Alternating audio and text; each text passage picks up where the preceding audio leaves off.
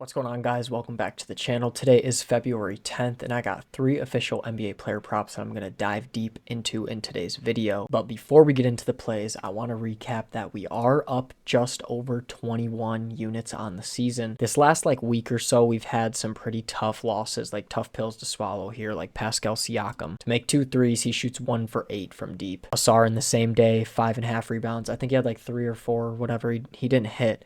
But the Pistons were winning by 30 at halftime, which I should have put into account more that they could have blown out. I think it was the Nets they played. Then Nick Claxton, Nets again, screwed me over. He had 11 points in 10 minutes, then didn't score the entire second half, including minutes in the remainder of the second quarter. Then Jaime Jaquez shoots 2 for 12 from the field. I mean, he should be able to cash 14.5 versus the Wizards 9 times out of 10. Then yesterday, the Bucks were winning at halftime and lost by 20. And then Jalen Williams went over 18.5 points. I mean, I'll die on the hill that he's just not as good as everyone says and claims he is. He shot 6 for 17 or something and had double the amount of free throws made than shots he made or something like that. I just don't think he's that good. So, I mean, it wasn't the best read because he just kept taking shots no matter what. But he started the game off 1 for 6, 1 for 7 or something. So I thought he was going to go under. He only played 24 minutes. He just shot Chuck. But yeah, we're up 21.64 units on the season so far. We've been just kind of on that mid streak where we go 3-2, 3-2, 3 or 1-3, 2-3, just kind of mid recently. And I really want to get that profit up. And I'm really liking the picks for today. I'm going to go over a bunch of leans as well. So make sure you stay tuned for that. But yeah, let's get right into it all. One more thing, guys. I will be using PropsMadness in this video to dive deep into every play and every lean that I talk about. I genuinely believe this is the best research tool on the market. It has amazing filters that other apps don't have, like win-loss margin. You can look at usage percentage, the shot charts, the play types, the shot types, the similar players that PropsMadness gives through their own system, and then also by position. So it's 2 completely separate things. So if that is something you guys are interested in and want to research plays for yourself, make sure you use code NICK at checkout to get 25% off your first month. But yeah, my first play for today is Karl Anthony Towns. I posted this at 11.5 at -139. I believe. I couldn't believe that this line was even -150 or below. It was at -143 on FanDuel for a while too last night, but I posted this at, -139. It's just a super soft matchup for him versus the Pacers. I did kind of take a gamble on Zubac being active for today, but about 2 hours ago, he was officially announced that he's out for the remaining 2 games until after All-Star break due to an ankle injury. So it should still be a super soft matchup versus Indiana. And with Mitchell Robinson out, I got this, like I said, at 11.5. The hit rate was insane, 11 out of 13. I don't know if I'd take 12.5, maybe 0.5 units on it if you can get it at good odds. -124 is pretty decent. He's averaging 14 rebounds per game. So yeah, I'd throw half a unit on it. But that's why it's important to join my Discord. You can be in there for free. You can join the VIP for $5 a month. It's really just to support me for putting all the time into researching the plays. I try to post a lot of plays for free. VIP just gets them early. So yeah, like I was saying, across this 13-game span, if we look over here, he's averaging 23 rebound chances per game. And just on the season, when Cat has gotten at least 20 rebound chances, he's gone over in 21 out of 25 games. Again, averaging 14.4 rebounds per game. Then if we scroll down, like I said in the intro, PropsMadness has this system where they calculate similar players to them, not just by position, but by play style, build, all that type of stuff. And that's why it says by PropsMadness, not just by position. Both of them are pretty good based off recent results, but similar players with the same build, similar play style to Karl Anthony Towns, stretch bigs, Wendell Carter Jr., Chet, Miles Turner. You can see how accurate this is. Kristaps have been cooking the Pacers recently. And if we just look at games without Miles McBride as well, he's gone over a 9 out of 9. I mean, any way you kind of want to look at it, this is a good prop for Karl Anthony Towns. Even at 12.5 here, 7 out of 9. This is a rematch of the playoffs last year. These 2 teams should still have some bad blood, even though Tyrese Halliburton isn't active. I know the Knicks are favored heavily, but I'm still liking Cat to grab 12, 13 rebounds tonight. Now, my second play is in the Mavericks-Suns game, and you guys already know who I'm going for. I'm going right to Dillon Brooks, and I got this at 19.5. You could probably get this at pretty good odds at 20 plus points on DraftKings and FanDuel probably. But just looking at the 20-point mark here on the season without Grayson Allen, he's averaging 22.4 points per game. Even with Devin Booker, he played in all these games. So that's pretty good already. But like I've said before, Dillon Brooks away versus home splits are insane. He's only averaging 17.6 points per game away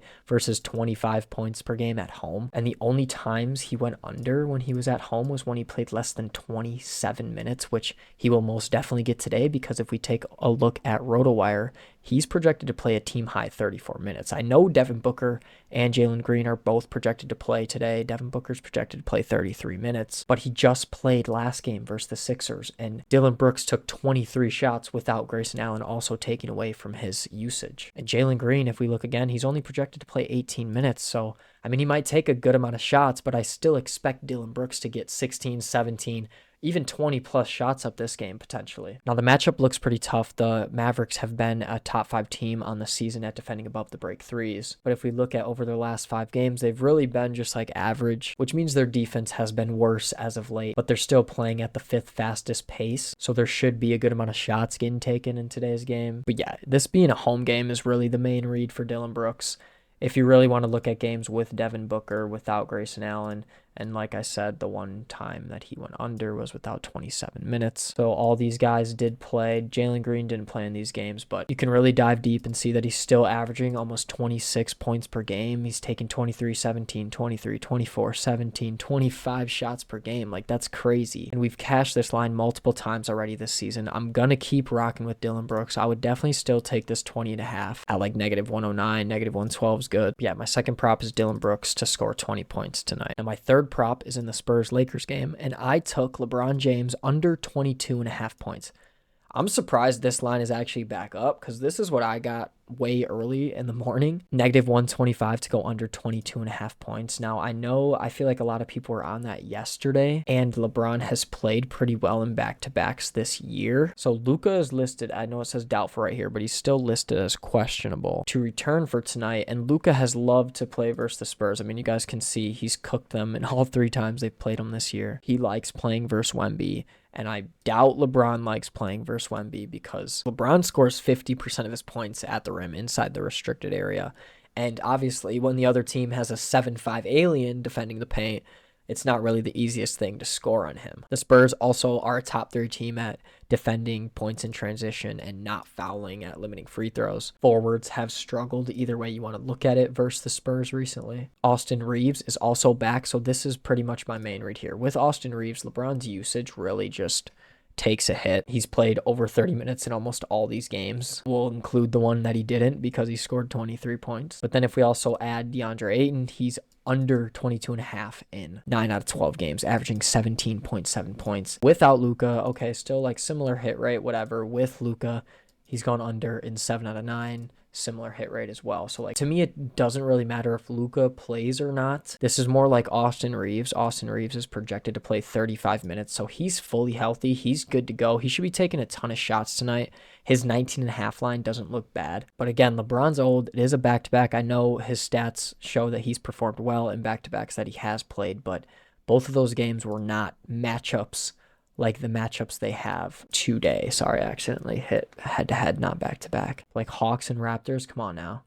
They blew both these guys out. They are not going to do that to the Spurs tonight. So if Luka plays, I do expect LeBron to soar under 22.5. If he doesn't, I do think it'll be a little bit sweatier, but I still like him to go under 22.5. And if he doesn't play, we just get refunded. But yeah, that is my third and official play, LeBron James under 22.5 points. Now, like I kind of mentioned earlier, I do send out all these plays early to VIP for $5 a month. But more than likely, I'm talking about picks in general with you guys. I love when people ask me questions and I can give them my take. I'm always honest. If it's a play I don't think will hit, I'll say I probably lean the under. I'm not going to lie to you just because you're in the Discord and like doing me a favor by talking in the chat. I genuinely appreciate you guys asking me questions because you guys might see something that I didn't see on the board. But yeah, if you did like my analysis on the 3 props, make sure you guys do consider buying that $5 a month or just joining the Discord for free and getting access to the value there. Now I'm going to go through all 4 games and just go over some leans that I am liking for tonight as well. In the Pacers and Knicks game, I was liking Pascal to score some points tonight. He does tend to play well in away games other than these most recent 2 games. Like I said earlier, Zubac is out. Aaron Nesmith, TJ McConnell are also questionable for tonight's game. So if they miss, I do expect Pascal to take a couple more shots. And I know he went under in these 2 games, but his usage has still been pretty high, 31, 36% usage. So if we just bump up his usage to something random, that's like pretty high in away games. He's gone over in 11 out of 16 games, averaging 26 points per game. So I do think this 22.5 is a little low for today, but it's just a lean as of right now because Pascal going over 22.5 doesn't really fit with Karl Anthony Towns grabbing rebounds. But obviously they can both still hit. Now I know I don't have an official play in the Clippers-Rockets game, but I do have a ton of leans in this play, so hopefully it still helps you guys out. I was looking at a lot of Raptors players like rebounds. I was looking at Kevin Durant's RA, especially at like plus money here. I think there's some value here. I know he hasn't really been getting any rebounds or assists in these last couple games, but the Clippers also do not have Zubac. I feel like his name is coming up in this video all the time, but the total is super low. So that's why I was kind of looking at rebound props. Small forwards have been able to grab rebounds versus the Clippers recently. And Steven Adams is still out. Zubac isn't on the Clippers anymore, like I said. So I know over the last 5 games, it says they've still been rebounding at a top 5 rate. But I do expect that to slowly decrease with Brook Lopez as their starting center. KD's also averaging 26 points per game without Steven Adams. If we look at games with the fully healthy lineup, Kevin Durant's gone over his RA line in 6 out of 7 games, averaging 11.4 rebounds per game. So if the Clippers are a little softer on the rebounding, they're not a top 3 team. I do kind of like this line, but the assists do kind of scare me, even though the hit rate's pretty good because the total is so low. But I also like Sengun's rebounds for similar reasons without Steven Adams. And with Zubac not on the Clippers anymore, it shouldn't be as tough of a rebounding matchup. Same with Amen, but I do like Amen's points. Similarly to the Kevin Durant read, when everyone is fully healthy, he's still been able to get his. But I don't know if the Clippers will actually be a little better at defending the rim because Brook Lopez is the one down there. He's a bit of more of a rim protector than Zubac was, even though he's nowhere near the rebounder. I think Amen at 15.5, it's a decent buy low spot since he hasn't been scoring that well recently. Dude, and I'm sorry if you guys can hear, there's a woodpecker at my window because my girlfriend and I keep bird food on the window, and this guy's an idiot and just keeps flying in and hitting the window. So if you guys hear that, that's what that is. And I'm sorry about it. But I did stay away because I really don't know if this will be a good matchup for Amen. And he's only projected to play 35 minutes, which is still obviously really good. But normally he's getting up into like the 40 range, 39, 40. So I'm just laying off for right now. And then on the Clippers end, I was leaning Benedict Mathurin over 13.5 points. Looks like it's been bumped to 14.5 on almost every single book. But he just cooked the Rockets when in his last game on the Pacers. And like, what has he got to lose here? He's obviously going to take shots other than Kawhi. And I guess you can just say John Collins. Who else is going to take all these shots? Jordan Miller, that's who Benedict Mathurin is taking minutes from. Chris Dunn might take some. Derrick Jones Jr. might take some. Like, they got to score, so they clearly see value in him if they want him involved in the Zubac trade. So yeah, I mean, at 13.5, it's a decent line here. But again, I feel like it's a little unpredictable. I don't really know what to expect when it comes to minutes with Benedict Mathurin. He's projected to play 25, which he's obviously been able to score with limited minutes. So just another lean for me today, but that's what I was looking at on the Clippers side. Oh yeah, and Kawhi also had a 30.5 line last night and earlier this morning. I was honestly debating taking that. I know he took 30 shots last game, but I don't expect him to take 30 shots again with Benedict Mathurin here. So I mean, if you remove that game, I know he still took 19 shots and has been seeing really good usage without James Harden and without Zubac. But like, look at this graph away versus at home. I've been trying to eye a spot to take a Kawhi under in his away game. And like, if Benedict Mathurin, obviously he's not going to take as many shots as James Harden would, but if he just takes like 10, 15 shots, that's enough for me to like Kawhi under 29.5. 30.5 was super high for Kawhi. I love Kawhi too. I think he's elite. But just looking at this graph, he's averaging 23. You can even add the game with 41 points. He's averaging 24.1 points per game in away games this year. And the Rockets defense is just like, they can be good or they can be bad. So never really know what you're getting here. The total again is so low. Kawhi would have to score like almost 1/3 of this team's points, which, I mean, he obviously can do it, but what are the chances of that happening again versus the Rockets? Like, they're clearly gonna plan to stop him. Make someone else beat you. The Rockets need to start racking up more wins. I might have just talked myself into playing this. Who knows? I'll post in the Discord if I do. Just had to take that bird feeder down. Oh my goodness. Again, I'm sorry if you heard them in the background. But continuing on, I also did like Colin Gillespie's points at 11.5. Looks like you can't get that anymore. I was surprised it dropped that low. I know he hasn't been playing that well recently, but exactly, like, he's still taking 11 shots, 12 shots. That's more than enough for him to score 12 points, 13 points. And same as Dylan Brooks. I know the matchup looks tough, but the Mavericks have been mid as of late. So that was just another lean. I also liked Devin Booker's assists. I wish the 5.5 had better odds to it. But again, the matchup looks tough season long, but over their last 5 games, they've been allowing the second most assists. But I also stayed away because Jalen Green might be ball hogging and taking away from Devin Booker's potential assists. But this is a pretty fast-paced matchup, so just another lean. He's averaging 6 assists per game. Mark Williams on the points isn't terrible either, just because of how soft the matchup is down low. But I ultimately, as you guys know, like Dylan Brooks' points the best. Now, like I showed earlier quickly, Luka likes playing against the Spurs. He's averaging 36 points per game against them. I think he just loves the matchup versus Wemby. He likes to prove that he's the best in the league, arguably. But you can't really get Luka lines anywhere as of right now because he might not even play. And this LeBron 22.5 line might jump up to 23.5, 24.5 or something. I don't know, probably not 24.5, but you guys get what I was saying. But now my last lean is on the Spurs side. And I was looking at Keldon Johnson under 10.5 points, especially at this negative 105 mark, 106 mark. I know the matchup looks pretty good for him, but the read here is that Luke Cornett is back, and he's projected to play like 16 minutes per game, which kind of, I guess, takes away from Keldon Johnson, along with Dylan Harper and Harrison Barnes getting more run than him, along with Julian Champagnie. So as you guys can see, Keldon Johnson's only projected to play 18 minutes tonight. And you can see he played 16 minutes, 19 minutes. Like, his minutes have been decreased. And the Spurs are fully healthy now with Luke Cornett. So if we just look at games when everyone on their team is healthy, Keldon Johnson has gone under 10.5 points in 7 out of 12 games, averaging just under 11 points per game, taking about 7-8 shots per game. But then a lot of these games that he did go over was when he played more minutes than what he's projected to play and what he has been playing recently since Devin Vassell and Luke Cornett have both came back. So he's projected to play 18 minutes. We can just put the ceiling to 22 just to include this game since he did shoot really well. I don't expect, I mean, I guess the Spurs could just completely blow out the Spurs by 20 points and he could do something similar. But he's under in 7 out of 9 games, averaging 9.3 points per game when he does play less than 22 minutes.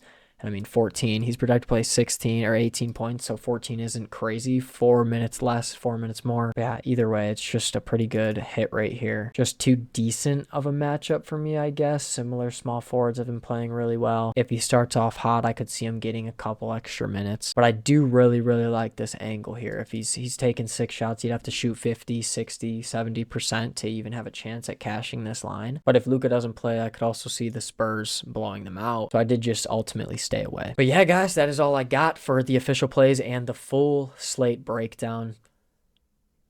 This video will probably be a longer one, but I appreciate you guys sticking with me. If you did enjoy my analysis and this video, make sure you leave a like, subscribe, and comment literally anything down below. I don't care if you're talking about the plays you like, why you hate the plays I ran, if you like them, if you're tailing, if you're not. You can ask how other people's days are. I'm asking how your day is right now. How are you guys doing? You can literally comment anything down below. But yeah, guys, that's all I got. Hope you guys have a good day. Peace out.